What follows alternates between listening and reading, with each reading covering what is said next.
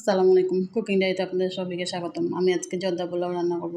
এজন্য আমি এখানে পানিটা ফুটিয়ে নিয়েছি। কিছুটা কমলার চোখা দিয়ে দিলাম। এরপর আমি ফুড কালার দিয়ে দিলাম। এরপর আমি হালকা করে নেড়ে নিচ্ছি। এখানে আমি চাউলটা পরিষ্কার করে ধুয়ে নিয়েছি। আমি এখানে এখন পানিটা বলক উঠে গেছে। আমি চাউলটা এখানে দিয়ে দিলাম। চাউলটাকে আমি 80% মতো সিদ্ধ করে নেব। চাউলটা নেড়ে আবার ঢেকে দিলাম। চাউলটা আমার সিদ্ধ হয়ে গেছে। আমি এখন এটাকে ছাঁকনির সাহায্যে ছেঁকে উঠিয়ে নিচ্ছি। এরপর আমি এখানে কিছুটা বাটার দিয়ে দিলাম। বাটার দেওয়ার পরে আমি দারচিনি আর এলাচ দিয়ে দিলাম, কিছুটা বাদাম দিয়ে দিলাম, কিশমিশ দিলাম। নেড়ে চেড়ে এখানে আমি চাউলটা দিয়ে দিলাম। চাউলটা দেওয়ার পরে আমি এখানে কিছুটা চিনি দিয়ে দিলাম। দিয়ে আমি এটাকে ভালো করে নেড়ে নিচ্ছি। বেশ কিছুক্ষণ নাড়াচাড়া করে আমি এটাকে আবারও এটা সিদ্ধ করে নেব। এরপর আমি এখানে গুঁড়া দুধ দিয়ে দিলাম আর কমলার জুস দিয়ে দিলাম। দিয়ে আবারও ভালো করে নেড়ে নিচ্ছি।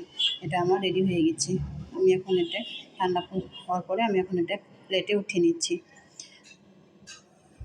প্লেটে আমি রেডি করে নিচ্ছি। আমার ভিডিওটি যদি আপনাদের ভালো লাগে তাহলে অবশ্যই বাসায় ট্রাই করবেন।